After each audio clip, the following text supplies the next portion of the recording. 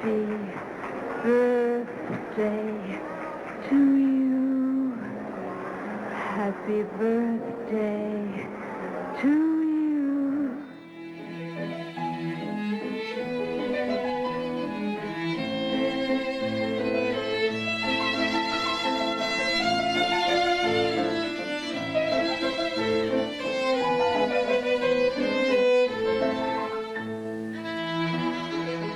Welcome to Cineversary, a podcast that celebrates a milestone anniversary of a masterful work of cinema. Every month we extend happy birthday wishes to a different film currently observing a joyous jubilee. We count that as anything from a 20th all the way up to a 100th anniversary.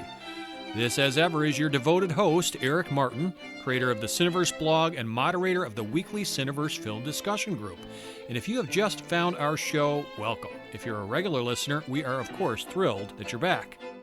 The motion picture industry has been churning out romantic comedies by the bucket load for generations, and audiences continue to eat them up, with 7 in 10 Americans acknowledging that they are fans of the rom-com genre, according to recent polling by YouGov.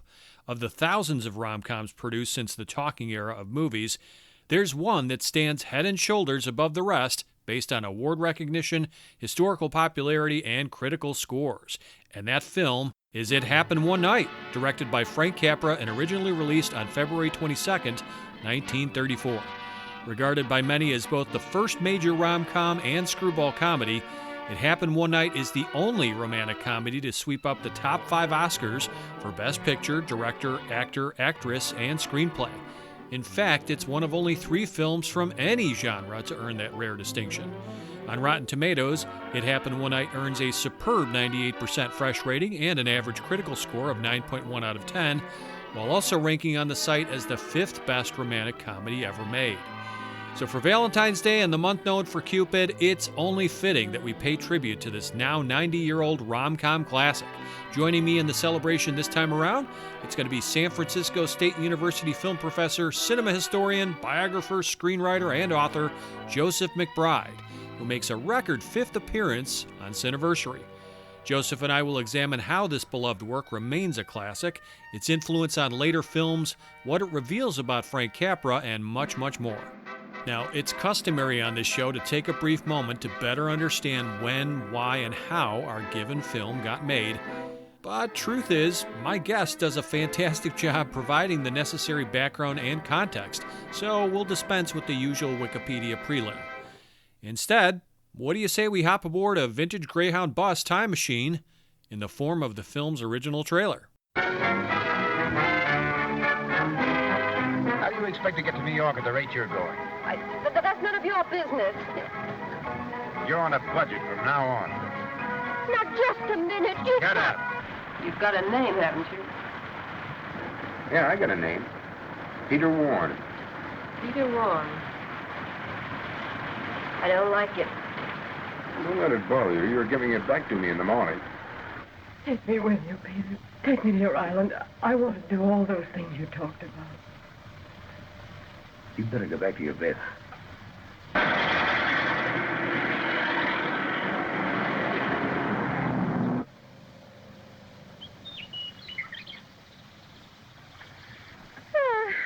You mind if I try? You? Don't make me laugh. Oh, you're such a smart Alex. Nobody knows anything but you. I'll stop a car, and I won't use my thumb. What are you going to do? The system on my own.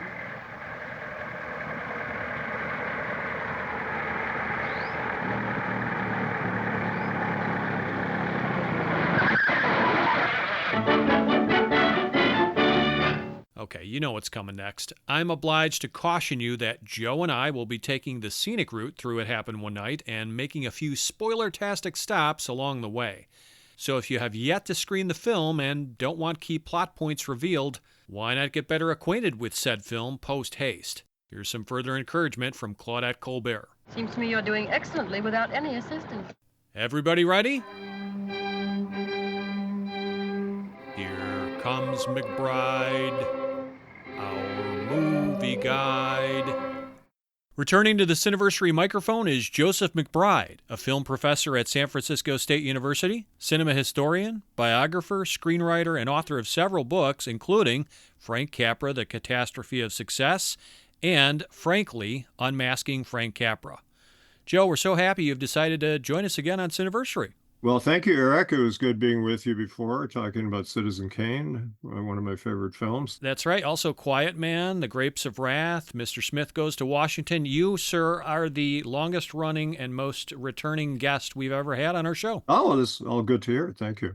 Happened One Night is very good. I watched it again in preparation for this show, and I have very few qualms about it. The only thing I think doesn't work is the casting of Claudia Colbert's fiance, but we could talk about that.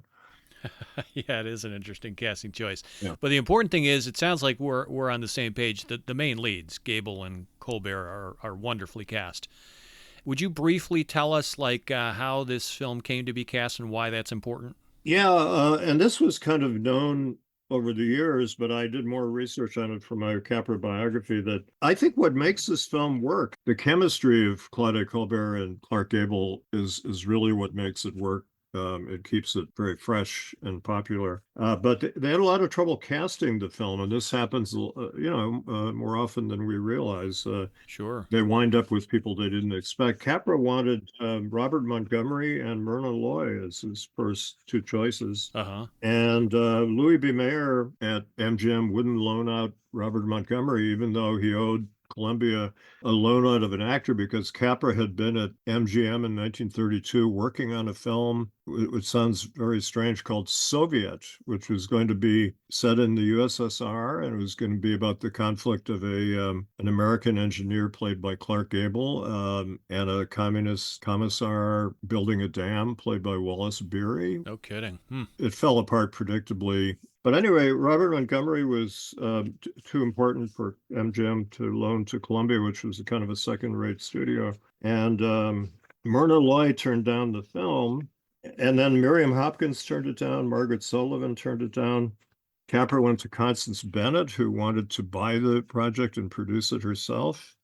Betty Davis wanted to do it, but Warner Brothers was punishing her at the time and wouldn't allow her to do it. Yeah. Harry Cohn, the head of Columbia, suggested Loretta Young, who was awfully good in Capra's Platinum Blonde, but Capra was not interested. Then Harry Cohn suggested Carole Lombard, who would have been terrific in the film. Capra offered her the role. Robert Riskin was actually dating Carole Lombard at the time, but she turned it down. Is that right? Wow. Because of a schedule conflict. So MGM punished Clark Gable because he was being difficult about salary demands, and also his career was kind of stuck in second leads, playing gangster type characters. And so they sent him to Columbia as a punishment, and he only got $10,000 for being in the film. Claudia Colbert was suggested by Harry Cohn, and Joe Walker, the cinematographer of It Happened One Night, told me that Capra had made a film with Colbert, a silent film called For the Love of Mike, which is a lost film. And Joe Walker said Capra and Colbert ended up hating each other. So she turned down the role because she was going to go skiing on a vacation, but they kept offering her more money. And finally, they paid her $50,000 for a film that only cost $325,000. And she had additional payments if the film went into overtime. And Clark Gable complained she made more in overtime than I made for the picture. Wow. She and Capra never got along. And during the making of It Happened One Night, she was complaining a lot, and she was unpopular with the crew, and they thought she was haughty. And I talked to her about the film, and she had some very interesting comments to make about it. And only as it went along did she realize she was making a good film. But she was never really very high on it, and she won the Academy Award for Best Actress, but she didn't think she would win. So she was going on her delayed vacation, and she was at the train station, and the studio publicist called her up and said, "You won the Oscar." This is the days when they told people they won before the public knew. They rushed her with a police escort to the Oscar ceremony, and she accepted in her traveling clothes. She got the award from Shirley Temple, of all people. But I talked to her about the film, and she realized, obviously, later this was a terrific film. But I was kind of responsible for reuniting her with Capra when we did the AFI Life Achievement Award tribute to Capra in 1982. I went to New York to visit Colbert to try to talk her into coming to the show. Mm-hmm. Capra wanted her to come, and so I kind of mended those fences, and she came, and she was very gracious, and she was one of the highlights of the program. That's fantastic. Wow, great storytelling. Really appreciate the background and the context there. So let's go deeper here, Joe. Why is It Happened One Night worth celebrating? It's 90 years now. So what makes it a great cinematic work?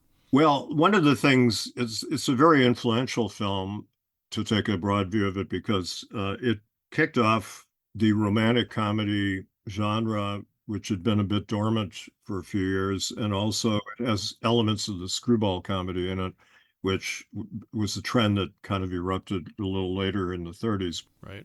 I think the movie remains timeless for delving into topics like class privilege and socioeconomic disparities, as well as the universal quest for happiness. These are messages that particularly struck a chord with audiences of the Great Depression, and its examination of these themes, presented with both depth and levity, I think it imbued the film with substance and raised it above the rank of frivolous entertainment expected from a romantic comedy for 1934. It Happened One Night was unusual. Claudette Colbert told me that they didn't call them romantic comedies then, they called them high comedies. And that's a term from the theater. And she was making high comedies at Paramount, where she was under contract. And she worked, for example, with Ernst Lubitsch in The Smiling Lieutenant, which is a wonderful movie.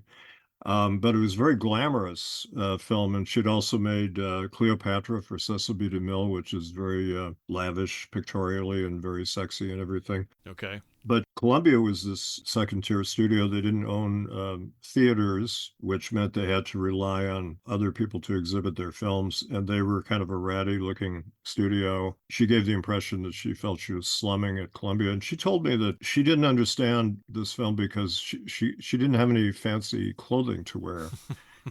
She only had four outfits, and they were rather run-of-the-mill traveling suit, and most of the film is kind of shabby looking because they're riding a bus and she's a fugitive heiress. Mm-hmm. It started that fugitive heiress subcycle of the romantic comedy film too. There are a lot of people write about that. And so it's a very influential film. It was a sleeper hit with the public. It was kind of a B movie, and I interviewed most of the surviving Capra crew, and only Robert Riskin, the screenwriter, and Capra were excited about the film. The other people thought this is a piece of garbage and why are we making this film? Wow. And they started shooting at the bus station downtown, which is not exactly a very glamorous location, you know.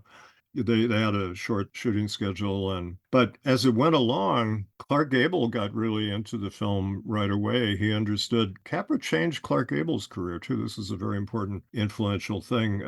Besides the fact that there were many imitations of It Happened One Night, and there still are. The other big influential romantic comedy of that period was The Awful Truth with Cary Grant and Irene Dunne. Of course, that was 3 years later, so this preceded that. Yeah, and actually the film that started the romantic comedy genre in Hollywood was Ernst Lubitsch's silent film The Marriage Circle in 1925, which was extremely influential, but they kind of veered away from it. And this was a proletarian story. This is why it clicked with the Depression era audience. This was in the depths of the Depression. You had this runaway heiress Claudia Colbert was a very glamorous looking woman, very beautiful, but she had a kind of aristocratic veneer, not a veneer, that's who she was. And she was French. Capra would refer to her as the French girl. He could never remember her name. He said, by the way, he said she had the best figure of any actress in Hollywood. He was very impressed by that. He has a couple of scenes where she's taking her clothes off behind the walls of Jericho. And oh, yeah. Mm-hmm. She fought him over those. She didn't want to strip down, but he kept persuading her to take more off. And in fact, she fought him about showing her leg, but then when they brought in the double, from what I read, she said, "No, it's going to be my leg." Yeah, that's the correct story. And she has this very shapely leg where it's a famous scene where she stops a car when she's hitchhiking. It's just a wonderful sight gag. Absolutely. But then Clark Gable was, a very handsome guy, but he played these sort of tough gangster characters, and that did not give him range for his great charm and humor that he had. And Capra brought those qualities out of him. And I think that's why he really enjoyed the film. And the crew members said he became friendly with them right away, and he was really enjoying himself, and he felt kind of relaxed after being at MGM was a big impersonal factory, and Columbia was kind of funky place to work. So let me ask you this. You've already laid a strong case for, why this is a milestone movie in its time. Is it fair to say, I mean, of course, Colbert, it sounds like she's already established by this time, but does this film elevate not only Gable, not only Capra, but also Columbia as a studio? Yeah. Is it remarkable in those three areas in particular as far as bringing them up a notch? Yeah, and they were not among the handful of really big studios like Paramount, MGM, Warner Brothers, etc., who had their own theater chains. What caused Hollywood to kind of fall apart in the 1940s is when the Justice Department forced the studios to divorce from their theater chains. And Right. that's how they were able to make films with a virtual guarantee of profits, because they could control the booking of the films and extort the payments that they wanted. So Columbia was second rate, but it was a great place for Capra because he was the big cheese at Columbia. That's right. In fact, he had a most successful run of crowd-pleasing movies in the 1930s for Columbia. Yeah, well, he made, oh gosh, how many films? 25 films for Columbia between 1927 and 1939. And his autobiography, which is pretty much a work of fiction, is called The Name Above the Title. But he didn't get his name above the title on a film until the 24th of the 25 films he made for Columbia, which was You can't take it with you. Yeah. Can't Take It With You. And Jimmy Stewart told me he thought the reason Capra's career faltered, there were many reasons, but he said leaving Columbia was very unfortunate for Capra. He thought he would have more freedom elsewhere, but it turned out he had as much freedom as he would ever have under the sort of benign dictatorship of Harry Cohn, who was known as a rough, uncouth character, and there's some very bad stories about him, but he respected Capra's talents, and he kind of gave him pretty much free rein under certain conditions. He let Capra spend $1 million, over $1 million on Bitter Tea of General Yen, which was the most money Columbia had ever spent on a film, which is astonishing. Is that right? Oh. For 1933, but the film flopped. That was Capra's big bid to get an Oscar. He had this obsession with winning an Oscar, and it was too good a film to win an Oscar. And so he was going into this one with, it was kind of a potboiler. As a matter of fact, the film they wanted to make, he and Riskin, was Mutiny on the Bounty. I read that. Yeah. Yeah, and Interesting. Harry Cohn wouldn't pay the amount of money that it would have cost to get the rights, and so the film was made by MGM. Yeah, the next year. Starred Clark Gable, who gave another terrific performance, but Gable's screen personality took off after it happened one night. That's remarkable. Again, it's so interesting to trace the trajectories of these three different elements: the studio, Gable, and Capra, making the world take more notice of these talents and the studio. I mean, it's no small feat. One movie really catapulted several different facets. Yeah, and the big thing about the film in that sense, not only was it a sleeper hit financially, it made a lot of money in 1934. It was the first film that won the 5 major Academy Awards, which are the Best Picture, Best Actor, Best Actress, Best Screenplay, and Best Director. And now that's a significant milestone in Oscar history because it established the film as a trailblazer. I mean, you consider that after it happened one night, only 2 other films have achieved that same feat, and that includes One Flew Over the Cuckoo's Nest, 1975, and The Silence of the Lambs, 1991. Now, whatever stock you put into the fairness or unfairness of the Oscars, it's still a quite amazing feat to win the top 5. Yeah, it's an amazing feat. It was a big deal because Columbia won the Best Picture Oscar, which is the big prize, but it put them in the big time and gave them more clout with exhibitors, etc. And Capra increased his budgets. Then he made Mr. Deeds, which he won another Oscar for directing that, and then he won an Oscar for directing You Can't Take It With You. He won 3 Oscars in 5 years. He was kind of the celebrity director of the 30s, if you think about it. The Hardware and the Prestige, and he really was a household name in many circles by that time. It had a terrible effect on his life and career and kind of led to all the problems he had later. It's kind of like Citizen Kane. Most people think failure will cause you a lot of problems, but sometimes success causes you terrible problems. No, that's true. As Capra said to me, suddenly your people in the interior of Asia know your name and they know who you are. And he said he'd been working for that his whole life. He wanted fame, he wanted glory, he wanted money, he wanted prestige. When he got it, it sent him into a tailspin psychologically, and he almost died soon after that. And it caused him basic anxiety. He was a very anxious fellow anyway, but he began to think, how can I top this great success? That causes people terrible self-consciousness. Yeah. Once you reach the top of Mount Everest, how can you top that, so to speak, right? It's kind of that effect. And yeah, that's a sad story, and it happens relatively early in that streak of his. So it's an interesting kind of subplot to what's going on here. I want to talk briefly about how this advanced the screwball. You can make a case that there were some predecessors, something like Three-Cornered Moon from 1933. Some historians say that's one of the earliest screwballs. Maybe Bombshell from the same year with Jean Harlow. You mentioned Platinum Blonde. But this is the film that likely helped put screwballs on the map, thanks to things like its superior quality compared to those maybe earlier works, its immense popularity at the box office, as you were talking about, and its enduring legacy. It helps, I think, introduce several key characteristics of the screwball comedy, a subgenre that's known for things like farcical situations in stories, themes highlighting the differences between upper and lower socioeconomic classes, a plot centered sometimes on courtship or marriage. There's often a strong-willed or determined or even tomboyish female lead in a lot of these films. Fast pacing, physical humor, slapstick at times, quirky, colorful side characters that populate the story. That's certainly true to some extent here with characters like Shapley and Danker, the singing thief, and the various motel owners, right? But it also, screwballs, they'll sometimes touch on things like mistaken identity, misunderstanding, keeping of an important secret. And the Criterion Collection edition of It Happened One Night, Molly Haskell has a great featurette in which she says, films before It Happened One Night, the romantic comedies, they really hadn't been silly. Here, the leads could be silly and also be incredibly romantic. So it's interesting because in that featurette, they were arguing whether this is truly a screwball or not. And I think the summation was, yes, it is, but with some exceptions.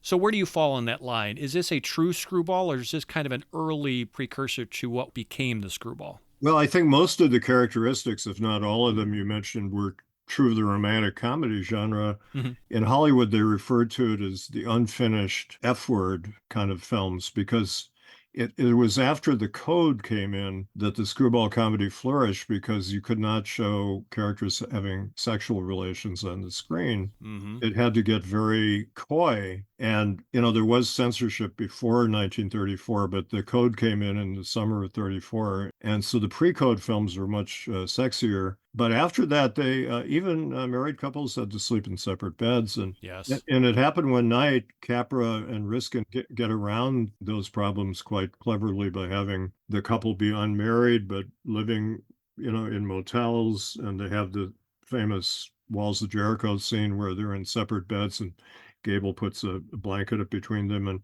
And in a way, that's kind of mocking the code. But what happened with the screwball comedy, and I think this is why this film is not exactly, well, it's sort of a screwball because there's a lot of antagonism between the two characters. And sometimes in romantic comedies, you have that where people start out not getting along and they wind up falling in love. Or in Awful Truth, for example, they're a married couple and they're getting divorced and then they fall back in love. That plot has been copied dozens of times. Oh, sure. But I don't like screwball comedies with a few exceptions. I'm unusual in that regard. I know it's a popular genre because I find them pretty sexist.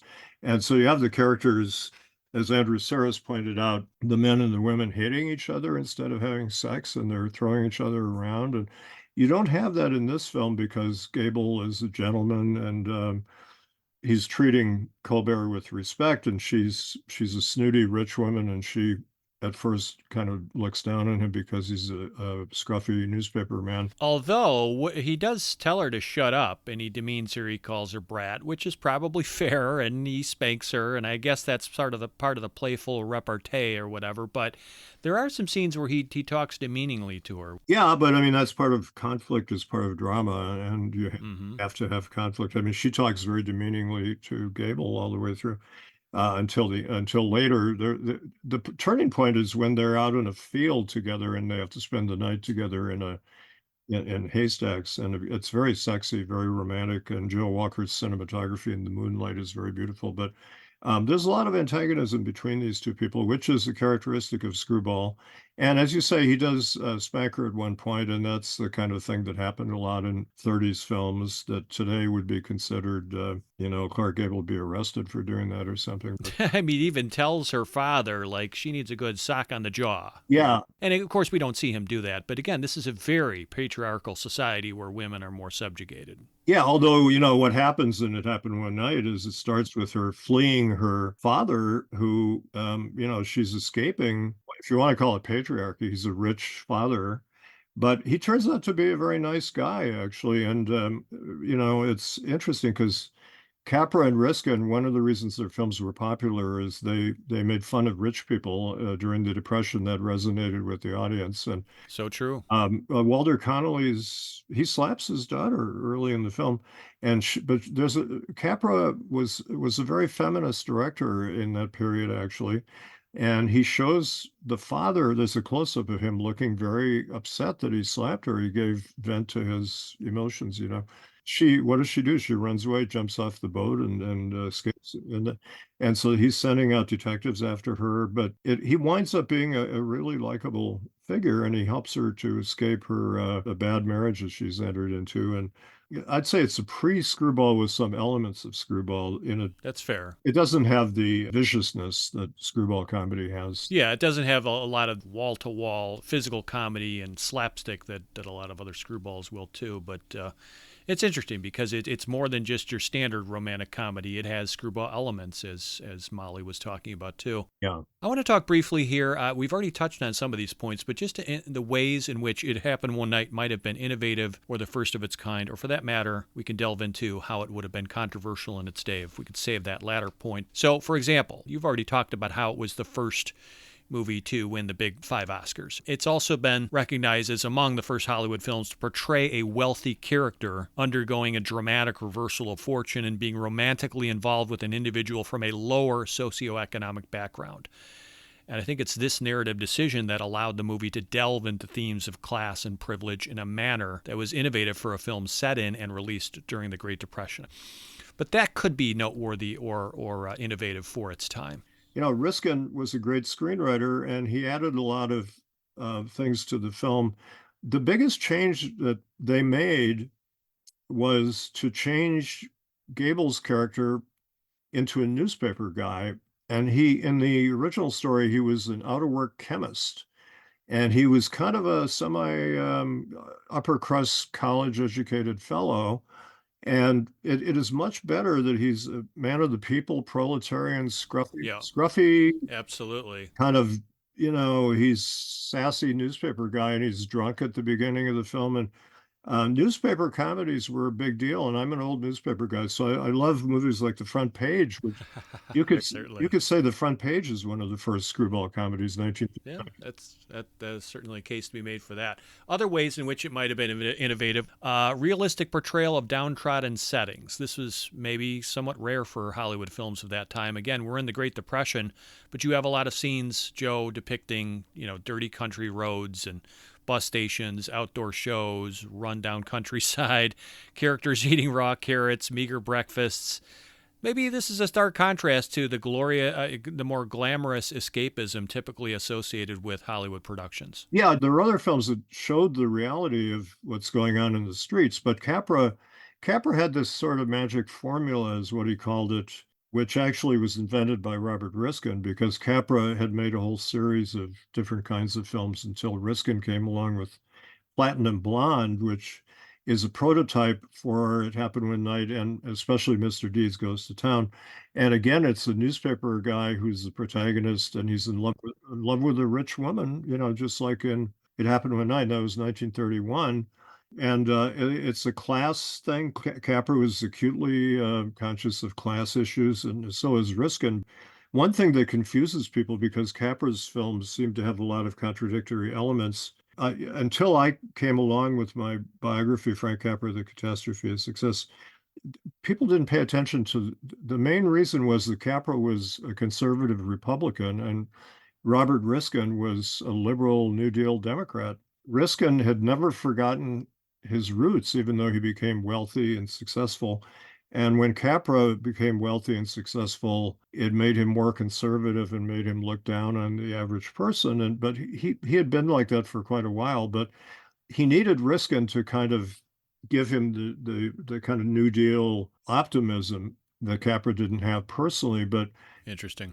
I don't think Capra really believed in what he was doing consciously. Subconsciously, I think he could tap into his proletariat side. He claimed he was poor when he started. That's another myth. His family actually owned 5 homes in Los Angeles. They're very industrious, and he claimed he worked his way through college on his own, but actually his family helped put him through college. And there's just a wealth of information about Capra. Capra wanted to be a rich person, and for example, in the short story, the young woman is named Elspeth Andrews, which is kind of a hoity-toity rich girl's name. And Capra changed it to Ellen Andrews. And the reason he did that, I found out, was there was a girl at college. He went to what is now Caltech, and there was a rich young woman named Ellen Andrews who he admired from afar, but she wouldn't go out with him, apparently. Oh, wow. So he was expressing a lot of his own kind of rejection feelings because Gable is very sensitive to Colbert's character looking down on him because he's a scruffy newspaper guy. But she becomes aware of his wonderful qualities. And one of the things that's so wonderful in this film, one of my favorite scenes, is when he goes to her father at the end of the film and he presents his bill, and the father assumes that he's going to ask for the $10,000 reward for bringing her back. And instead he says, I don't want that money. And he gives him an itemized list of his expenses for bringing her back, $39.60. Right. The father is so thrilled by that he falls in love with Gable. And then Colbert, when she finds out about that, that's what causes her to run off with him.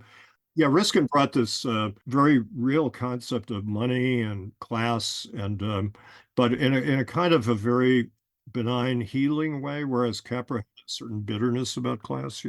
A person I knew, my editor at Variety, Tom Pryor, who knew both men, he said Capra provided the schmaltz and Bob provided the acid, is the way he put it. But in some ways, it was the other way around, too, that Riskin had a lot of what we call schmaltz, which was warmth and humor, and Capra had some schmaltz, too, but he also had some acid. It's kind of a mixture of elements that worked really well.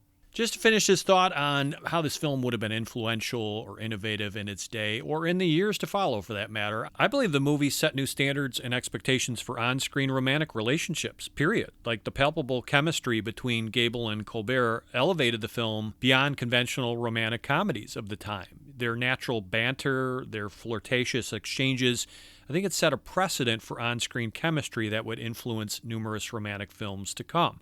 So here I want to share some comments from Deep Focus Review essayist Brian Eggert, who wrote, It Happened One Night has had an immeasurable effect on the romantic comedy genre, which has paid homage to and spoofed Capra's picture countless times. Whenever a character uses their sex appeal to stop a passing car, whenever a sheet separates a room, whenever life on the road provides a life-altering experience, whenever a bride changes her mind at the last minute, and whenever two bickering adults fall in love, It Happened One Night is among the influences. I mean, it left a lasting cultural imprint, shaping not just future rom-coms, as we've talked about, and screwballs, but also popular characters and trends. So, Joe, you consider that Gable eats a carrot. He's called Doc, right, by Shapley, and This character, Shapley, is later frightened by the mention of a personality who's named Bugs Dooley. Now, you add all those elements together, and it's not far-fetched to think that maybe this film and that character, to some extent, influenced Bugs Bunny. Fritz Freleng was credited as saying this was one of his favorite movies.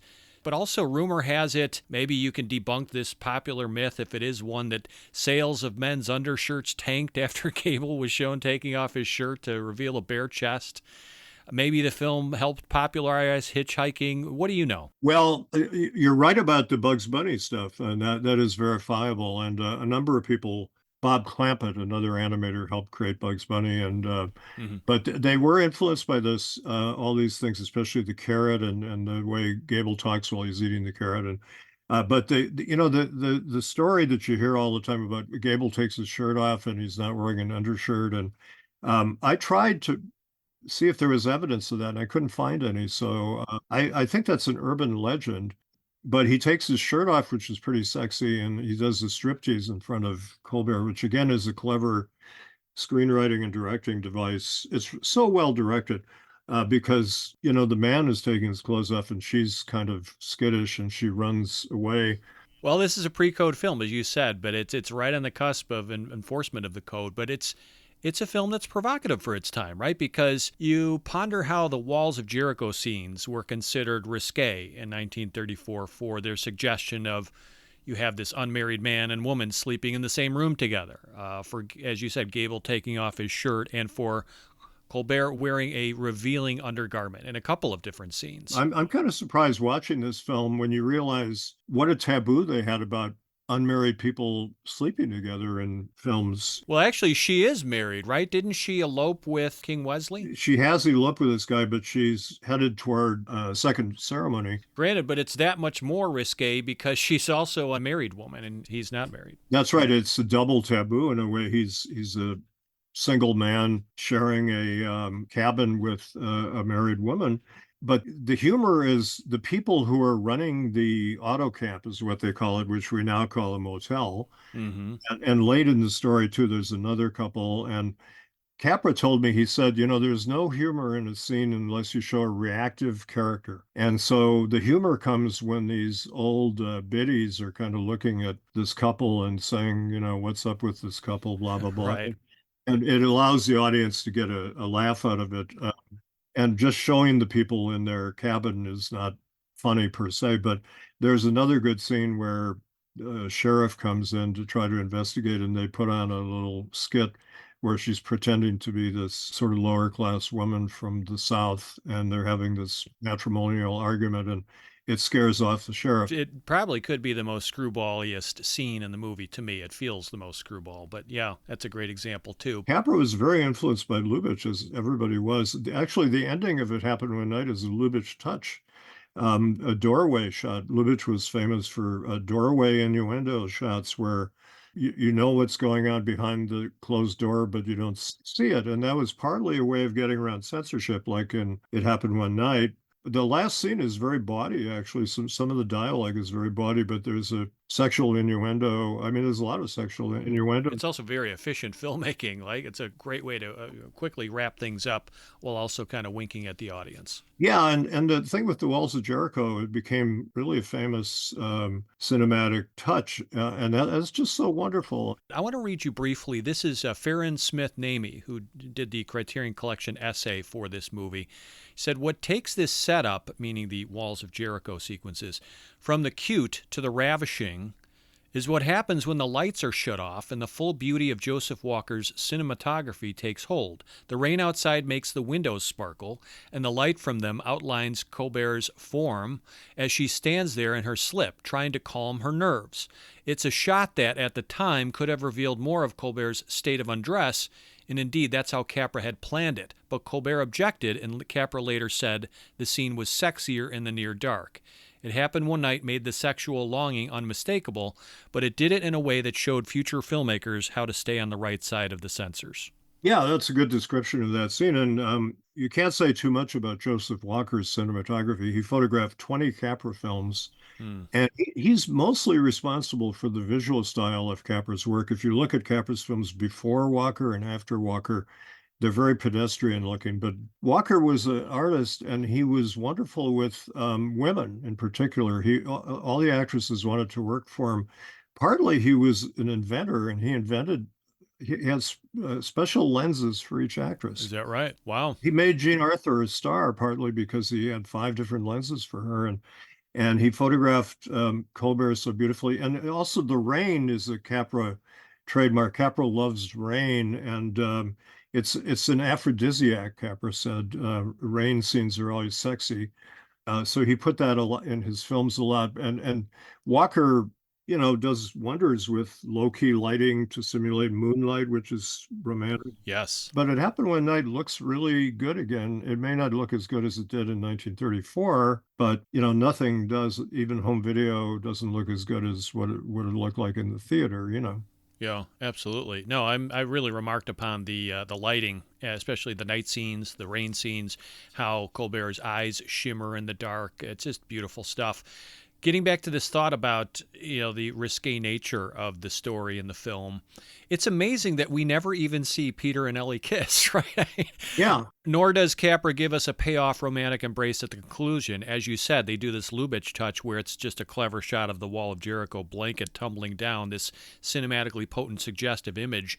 But you think about all the numerous instances of sexual suggestiveness in the movie. For 1934, again, it's 90 years old, but if you're watching this in 1934, it had to be a bit of an eye raiser for some people.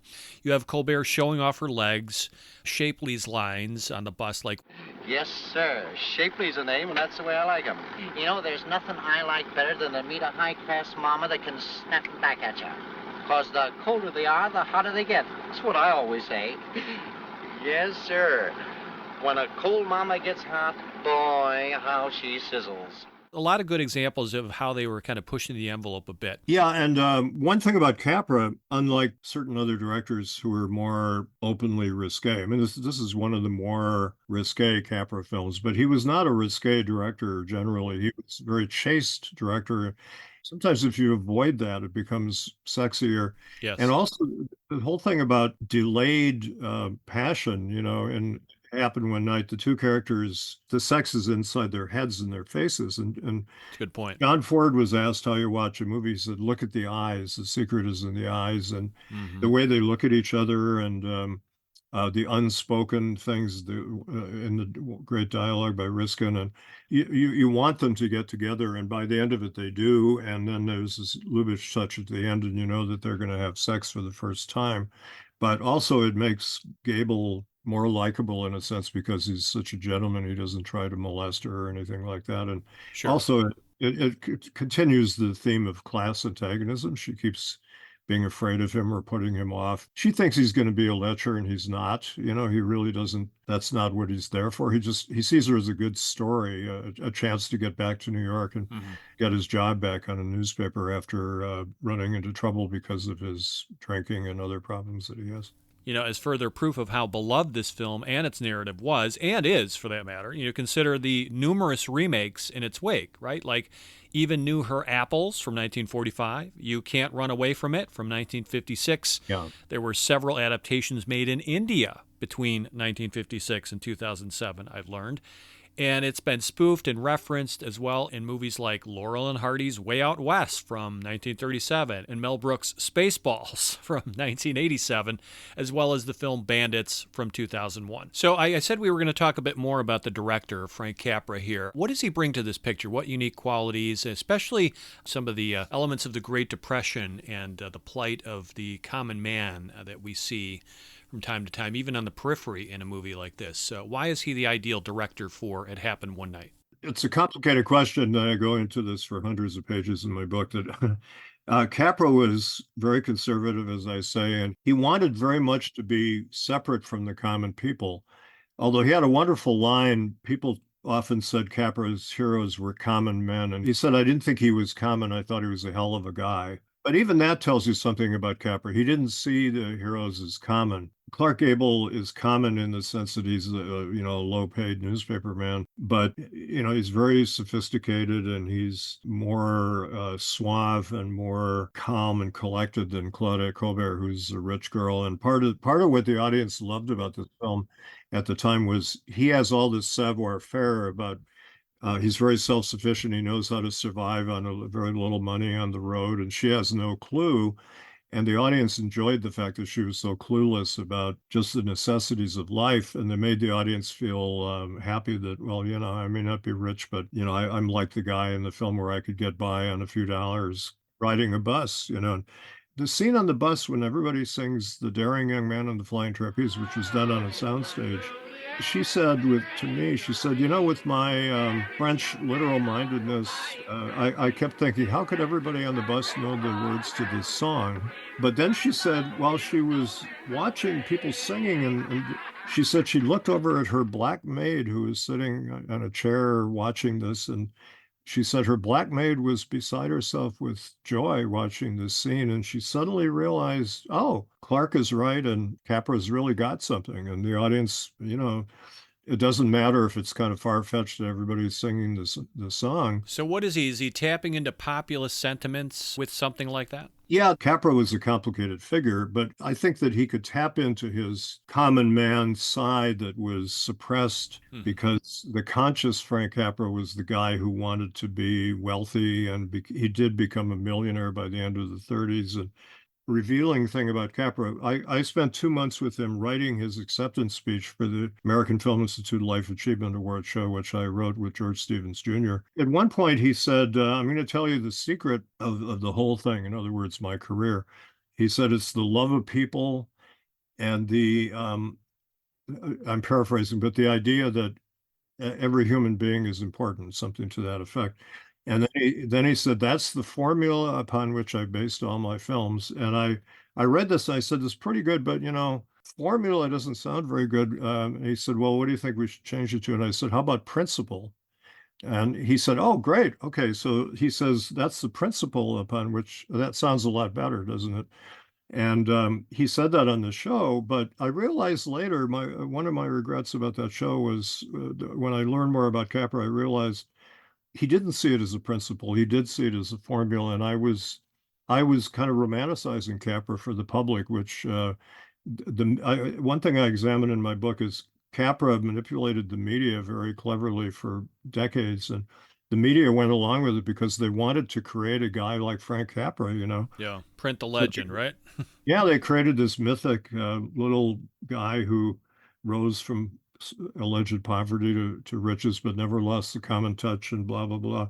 And but to him, it was a formula. He didn't believe in the goodness of the common man. So interesting. Wow. Yeah, but Riskin did. So fascinating, the real man that you were able to uncover and learn more about, which defies, like you said, the popular myth about Capra. But nevertheless, whoever's to be credited, whether it's Riskin or Capra capitulating, whatever, that great scene on the bus, especially the sing-along, I mean, it symbolizes this moment of hope and unity amidst adversity. It allows the bus riders to momentarily forget their personal struggles, come together as a community. And then you think of the sequence right after. The hungry woman faints and her child, it's just this scene of pathos. And it highlights the widespread economic hardship faced by many during this era. You recall earlier in the movie where Ellie impulsively dumps that perfectly good meal, the steak on the floor. Mm-hmm. It's kind of this sense of hubris and extravagance that contrasts starkly with the prevailing economic conditions of the Great Depression. And then you remember we see Peter gesturing friendly waves to drifters. So there are many little nods to what's going on in the country at the time. Yeah, and you hit on something really important, I think, about this scene on the bus. Not only does it involve everybody into a community, these are just strangers riding a bus together, but they all discover sort of a common purpose. It's done in the form of entertainment, but it's very, very moving and very joyous.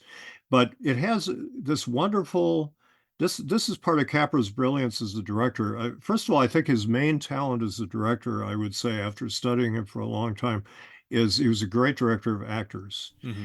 Not only stars, but bit players. He said, I treat everybody like a star, even if they only have one line or, 1 minute on the screen. And all those bit players on the bus are beautifully cast. But the other thing he's great at is switching moods very, very quickly and very believably. And what happens in the scene you described, it shows the bus driver gets into the mood of it and starts singing, which is funny, but he loses control of the Yeah. bus and he goes into a ditch, and then you hear a scream, and suddenly the mood is changed, and you see a little boy with his mother who's passed out from hunger, as you Yep. say.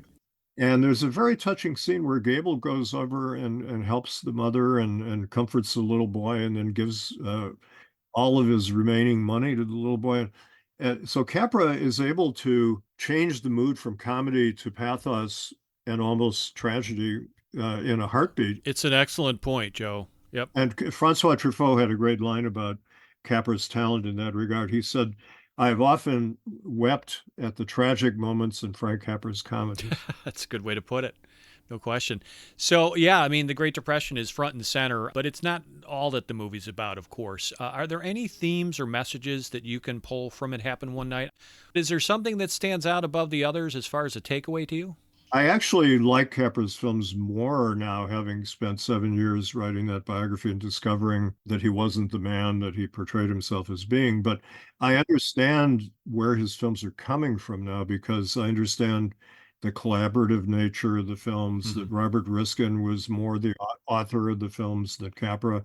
But I think Capra, part of his problem was he underrated the function of a director, or to put it another way, he told me directing a film is almost as important as writing a book, is the way he put it. That was a telling comment. He wanted to be a writer, and he was not a particularly good writer. I read all his early scripts, and most of them were not very good, and he became a director as a kind of fallback position. But then he was foundering, basically. He wanted to say something. He said he wanted to have more social consciousness, partly because he wanted to win an Oscar and he wanted to be well regarded like socially conscious writers and directors. And so Robert Riskin came into his life and brought in this series of thematic elements, which is a guy gets riches and he doesn't care about money, and he uses the money to help other people, and it's the malleability of social classes, which appealed to Capra, but he didn't quite know how to bring it out. So they were a good team. They worked together very well, and Mr. Deeds is a great script. And then they had their falling out while they were making Lost Horizon. And it's sad that Capra and Riskin couldn't keep working together, but the happy endings are part of what people like about Capra. And Sure. Capra engineered these happy endings, even if they're far-fetched, they kind of work. It Happened One Night has a very organic story and a very organic, well-earned happy ending because Clark Gable proves to be a guy with a lot of integrity and she wants to marry him and get rid of her horrible husband. So the father pays off the husband. You certainly don't want her to stay with this creepy guy. You want her to run off with Clark Gable. Sure. And it all works because it's motivated and they run off together. And when she runs across the lawn with her dress trailing behind her, it's a memorable image of the runaway bride. Of course. Yeah, no, it's a whole subgenre in itself. But as far as thematic elements to take away, this isn't rocket science. I mean, it's certainly a money can't buy you love kind of a story. I think we can agree. But also, I think for me, some of the major messages include, self-reliance, autonomy, self-discovery, and the importance of thinking for yourself, pursuing your true passions. Because Ellie and Peter, I think they each pursue independence and freedom, but in distinct manners, right? Ellie flees from her domineering father to pursue her marital desires. Peter, he's this tenacious, self-reliant journalist. He seeks autonomy through his career. Their joint odyssey facilitates a deeper understanding of their individual aspirations and desires, but they both undergo significant personal growth and exploration throughout the narrative, and Ellie learns to assert her independence, her agency a bit more. Peter cultivates empathy and compassion, even though he can be very hard-boiled, very hard-edged at times. So their collaborative journey, to me, it serves as this catalyst for uncovering truths about themselves and their intrinsic values. And as a good example, I think about the running gag of how Peter is constantly lecturing Ellie on how to do things, how to properly dunk a donut, how to ride piggyback, how to hitchhike properly. You think it's simple, huh? No, no. Well, it is simple. It's all in that old thumb, see? Yeah. Now, some people do it like this. Or like this. All wrong. Never get anywhere. Oh, the poor thing. Yeah, boy, but that old thumb never fails. You know, it's all a matter of how you do it, though. You know, now, you take number one, for instance. That's a short, jerky movement like this. That shows independence. You don't care whether they stop or not. You got money in your pocket, see? Clever. Mm-hmm. Yeah, but number two, that's a little wider movement. Smile goes with this one like this. That means you got a brand new story about the farmer donor. Mm-mm. You figured that out all by yourself, huh? Nah, that's nothing. Yeah, number three, that's a pip. Yeah, that's the pitiful one. You know, when you're broke and hungry and everything looks black. That's a long, sweeping movement like this. Gotta follow through, though. Oh, that's amazing. Yeah, but it's no good, though, if you haven't got a long face to go with it. This becomes this, running gag in which he asserts his assumed authority on these subjects until the student becomes the teacher, in a way, in the hitchhiking sequence, which demonstrates that, like her, he's learning important lessons in this journey, too, including the lesson that Ellie is not the dizzy dame or the helpless brat that he imagines her to be.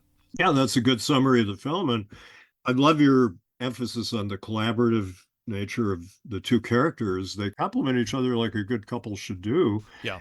Each one has certain skills the other one doesn't have, but they kind of blend. As you say, the hitchhiking scene is a wonderful, famous scene because she shows that his arrogance, male arrogance, is inferior to her cleverness and female wiles, and she stops his car. Capra does a wonderful job he cuts from the close-up of her leg to the close-up of the wheel of the car going, screech, But what I think is part of what's a good way to look at this film is collaboration is the essence of filmmaking, and I think even Capra would agree with that. But I think Riskin was never as good without Capra. Capra was never as good without Riskin. And the chemistry is a kind of vague word to use, but it's a physical phrase between Gable and Colbert. There was something about them that really worked together. And it's funny how their casting was kind of almost an accident. That happens. Sometimes films are hurt by bad casting, where you think, oh, geez, this film would be much better if so-and-so had played the role. But in this case, you really wouldn't want anybody else to play those two parts. No, totally agree. They're so perfect for each other, and they kind of complement each other in terms of style. Yeah. But I think they also, they really respond to each other, even when there's some hostility. There's a certain kind of affection growing between them. And that's kind of, as you say, the root of the screwball genre, that people bicker and kind of put each other down and scold each other. But they do it with a kind of a loving look in their eye or whatever. And the whole thing about one person shows the other person how to behave. Another scene that struck me as really interesting, I'd never quite noticed it before, when Gable carries her across a stream, and he's very, he doesn't say anything, but he rolls up his pants and he carries her. It's beautifully shot, but it could be a little dull. So what do? Robert Riskin wrote some funny dialogue in there about piggybacking. This is the first time in years I've ridden piggyback. This isn't piggyback. Of course it is. You're crazy. I remember distinctly my father taking me for a piggyback ride. And he carried you like this, I suppose? Yes. Your father didn't know beans about piggyback riding. My uncle, mother's brother, has 4 children, and I've seen them ride piggyback. I bet there isn't a good piggyback rider in your whole family. I never knew a rich man yet who could piggyback ride. You're prejudiced. You show me a good piggybacker, and I'll show you a real human. Now, you take Abraham Lincoln, for instance, a natural-born piggybacker. And in the donut scene, he's giving her a lecture on the art of dunking. And these are kind of ordinary people's things that they know how to do. And she's a rich girl, doesn't know how to dunk a donut. And that's kind of a humble symbol. And it's not the most profound thing in the world, but it does show you something about her personality. So there's a shrewd knowledge of psychology going on, that she's never dunked a donut in her life. Hitchcock said what people remember in movies is not really the dialogue, but things that they see. And Capra, who came from silent films and he was a gag writer, he was terrific with visual humor. And there's a lot of humor and warmth in this picture. And So those are things he brought to his work. He, as I say, he was not a great visual stylist. Usually that was more Joseph Walker, but he had the sense to keep hiring Joe Walker, who was a genius. And so all these people deserve credit. And the guy who gets forgotten all the time, Samuel Hopkins Adams. If people forgot Robert Riscom, Mr. Adams is the guy who invented this story. That's right. Yeah, Night Bus. Mm-hmm. Night Bus. You know, when you read the stories that Capra made movies out of, they're often changed. Like the story that Mr. Deeds is based on, it was very radically transformed by Riskin. But he and Capra worked together on the scripts. They would take a bungalow and a motel in the Palm Springs area, and they would spend a month working on the script, and Riskin would draft things on his own. And in other words, Capra had some input. So he was helping shape the scripts, but Riskin was shaping the direction at the same time. All right, Joe, we're sending 90th birthday wishes to this film. It happened one night, and birthdays are always a time about giving presents. Only it's the fans who continue to receive the gifts. That's what I maintain, especially when a beloved film marks a milestone year. So what do you think is It Happened One Night's greatest gift to viewers? Is it that scene on the bus that you talked about earlier? You know, you could highlight certain scenes. That's the one that I happen to love. Actually, Capra had a great comment about scenes like that. He said, sometimes you have to stop the plot and just let the audience look at your actors. And he said, that's when they fall in love with the actors. I thought that was a wonderful comment. And I tell my screenwriting students that. And an example he gave of that was in Rocky. He loved Rocky, which is kind of Capra-esque. And there's a scene in there, he said, when Rocky is walking through a park and he meets a little girl and he talks to this little girl, and I don't even remember what he talks about, but Capra said that's when you fall in love with Rocky because he's so sweet to this little girl. And at first you think he's a palooka, you know. And that's when you fall in love with the characters. And that is really what happens in that scene with the bus. Mm-hmm. I think of that, and there are many scenes in Capra films like that where there's a kind of community that gets formed, or musical numbers bring people together. But partly it brings together Colbert and Gable. That's when she starts loosening up too. She starts smiling, and she and Gable are just sitting there enjoying these character actors having a good time too. And that's very democratic. It's not all about the stars too. It's about all these people who look like members of the audience are having a great time. And I wish I were back in 1934 sitting in a theater watching this film. When it came out, it didn't do particularly well in its first quick run, but Capra said it caught on in the small towns. That's right. Yeah. And it played for like a year in small theaters. It's amazing. Think about the longevity of that. Like today, there's no way. You got to make your buck quick or it's gone. But back then, a movie could have, second wind, a third wind. Yeah, and that was the way they released films. But, even this film was yanked from its New York release after 2 weeks because the box office was going down. But when you add up all the little towns, I mean, not always little towns, smaller cities, et cetera, and he said the public discovered this picture. And we don't know how much the movie made because it was lumped in to Columbia's records with a lot of other films because they did block booking back then. So we have to give a lot of credit to the audience of 1934 for voting with their pocketbooks, 35 cents or whatever, 50 cents it cost to get into a movie. This film has been imitated an awful lot. It's one of the romantic comedies that set the mold, like The Awful Truth or The Front Page, those kind of films that are imitated over and over again. This is a road movie. Yep. Many wonderful road movies have been made since then. But it has all the elements that could never be quite repeated, and when people try to imitate a classic film, it's never quite the same. Once in a great while they succeed, but usually there's something missing. And what's missing from the imitations are Clark Gable, Claudette Colbert, Frank Capra, Robert Riskin, Joe Walker. Great point. All right, for my part, It Happened One Night. I think it has a few greatest gifts that it continues to bestow with every rewatch. So gift number one, it's the ability to make us believe in the spontaneity of love and how it can happen unexpectedly. Gift number two, it's reinforcement of the often implausible notion that opposites can attract. Gift number three, its remarkable power to increasingly care about and root for two characters who, to me anyway, they're not often very likable or relatable, to be honest. especially 90 years later when the dated gender politics and patriarchal values of this film can uncomfortably stand out. And gift number 4, I think it's a pair of top performances from the two leads. I maintain that this remains Clark Gable's greatest role and Claudette Colbert's finest hour and 45 minutes, if you will. So, yeah, a lot of greatest gifts. Joe, I want you to tell us more briefly about the 2 books you wrote on this director as we close out our conversation here.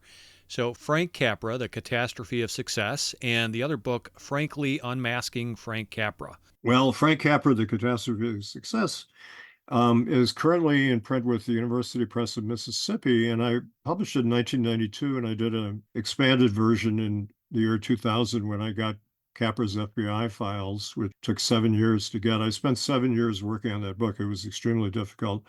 I'm very proud of it because when I wrote the AFI tribute to Capra with George Stevens Jr., I got to know Capra well, and I realized he was very different from the man he portrayed himself as in his autobiography, which is kind of like a novel about Hollywood. It's captivating, but it's not accurate. So I did as much research as humanly possible into what caused him. I was really interested, being a Capra fan, why his first 45 years were tremendously successful, and then the last 45 years were a disaster pretty much, and his career fell apart. And one of the main reasons was he was targeted by the Red Scare in Hollywood, even though he was one of the most patriotic people you could imagine. He informed on his screenwriters mostly, and he blamed his writers. Those writers made me do it, which is tragic. And he was ashamed of that. And I wrote a 600-page book called Frankly Unmasking Frank Capra, which came out in 2019, all about the research and the writing of the biography. And I think people will find it very interesting what a biographer has to go through to tell the truth about an important American figure. And it was a 4-year legal battle to get this book published, but I think people who are interested in the truth about Capra will find it fascinating. And I'll just end by saying, oddly enough, paradoxically, as I mentioned, I like his films even more now because I understand where they're coming from. I understand why sometimes a film seems liberal in some parts and conservative in other parts, and why characters behave in kind of odd, complex, paradoxical ways. It's because Capra was not the sole author of his work, which was one of the things that bothered him the most deeply. He was really upset that he needed screenwriters. But if you care about the collaborative nature of filmmaking, which it happened one night, shows to be very effective and creates some of our beloved classics, I think you'll understand it a lot better from reading the biography. And then if you're interested in that, you could find out what it took to write the biography by reading Frankly Unmasking Frank Capra, which I strongly recommend and endorse. I have a copy on my shelf, so check those books out, folks. Joe, this was, such a treat once again. I had a wonderful time with you foraging through the lush cinematic forest that is It Happened One Night. And just want to thank you again for all your insights, your memories, your opinions on this Capra classic. And we will talk to you down the road, hopefully. Thank you very much, Eric. It's good to be back with you. And we've had several really wonderful talks over the years, and I hope to have more. I've treasured every one of them, as I will this one. So thanks again, sir. We will talk to you soon. Yeah, thanks a lot, Eric. Bye. Great stuff from Joseph McBride, who we can always count on for well-informed insights, opinions, and analyses, right? That's our man in the know, Joe. Thanks again, my friend. Next up, it's time again for Standing Ovations. This is where I give a shout-out to a movie, book, TV program, podcast, or other work that I think would be of interest to classic film lovers just like you and me. For February, I'm going to tip my cap to Netflix. Yes, you heard that, Netflix. Beginning last month, the streamer launched a new content row of curated classics from 1974, that's 50 years ago, which fall under a general banner it calls Milestone Movies, the Anniversary Collection. On my menu, these flicks appear under the row titled Critically Acclaimed Movies, so I'm not sure how it looks on your screen, but you can find these. While a few of these films have fallen off the platform since January, this impressive collection of 50-year-old works has included standouts like Alice Doesn't Live Here Anymore, Black Belt Jones, Blazing Saddles, California Split, Chinatown, The Conversation, Death Wish, The Gambler, The Great Gatsby, It's Alive, The Little Prince, The Lords of Flatbush, The Parallax View, The Sting, and The Street Fighter. Now, word is that Netflix will also roll out anniversary honors for films turning 40 years old in April, movies hitting the 30th birthday mark in July, and motion pictures from 2004 in October. Apparently, America's most popular streaming service has caught anniversary fever, and thankfully there's no cure in sight, so check them out while you can. I had a lot of fun catching up with Blazing Saddles, The Sting, and The Lords of Flatbush in recent weeks, and I'm looking forward to a rewatch of Chinatown soon and finally screening California Split for the first time. I take it as a good sign that, a streamer overwhelmingly known for new content and primarily targeting Gen Y and Gen Z is supplementing its library with some vintage cinematic fare from the 1970s. Let's hope it lasts. Did you know that Cineversary has its own website? That's right, we actually now have a vanity URL that's easy to remember, which will take you to a freshly designed portal where you can quickly access the latest episode of your favorite podcast, as well as all of our previous installments. Now it's a lot easier to spread the good word about our show to your friends and family. You simply tell them to visit Cineversary.com. Pretty simple, right? That's Cineversary.com. We also have a custom email address just for you. Now, if you ever want to share feedback on our show or offer suggestions for future installments, or maybe you just have a question about Cineversary, send it to us at cineversarypodcast@gmail.com. Also, you can really help our show grow by spreading the good word about the Cineversary show to your peeps. Even better, please leave a positive online review and rating, which significantly helps us to get discovered by new listeners. So if you use Apple Podcasts, Spotify, CastBox, some of these other services, simply search for the Cineversary page, look for a link that says something like ratings or reviews, click that link, and leave a review and or rating. While you're at it, take a moment to like us on Facebook. We also have a presence on Twitter. Our handle is @CineversaryPod, where you can easily tweet or follow us. And if you want to go an extra step in your support of our show and help keep us ad-free, please consider making a monetary donation to the Cineversary podcast by visiting tinyurl.com/donate-cineversary. We really appreciate your support.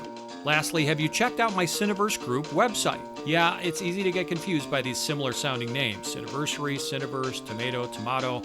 But Cineverse is actually the name of my private film discussion group I founded back in 2005 that continues to meet weekly on Zoom. Every week, the Cineverse group watches, researches, and discusses a different movie, and I create a summary write-up, call it a mini essay if you will, on that movie that gets posted to the Cineverse group blog. So if you want to enjoy reading in-depth content that examines different discussion-worthy motion pictures, including classic Hollywood films, independent features, foreign masterworks, modern movies, and silent-era standouts, then visit cineversegroup.com. It's simply spelled CINEVERSE group.com. Fun fact, every posted article on cineversegroup.com includes a link to a recording of our group discussion of that particular film, with me leading the conversation as moderator. So if you like what I'm doing on the Cineversary podcast, you might also want to give a listen to some of our Cineverse Group recordings, which are podcasts of a different sort. Again, head over to cineversegroup.com, where you can check out some interesting text and audio content on a variety of films, not necessarily celebrating a milestone anniversary.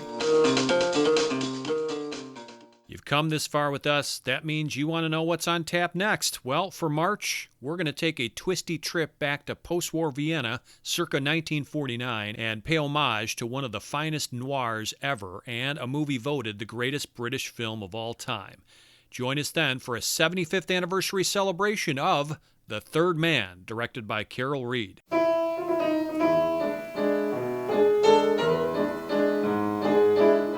Until then, this is your humble host, Eric Martin, reminding you to butter up that popcorn, live a big screen surround sound life, and cherish those classic movies, because they're not getting older, they're getting better. Thanks, as always, for giving us a listen.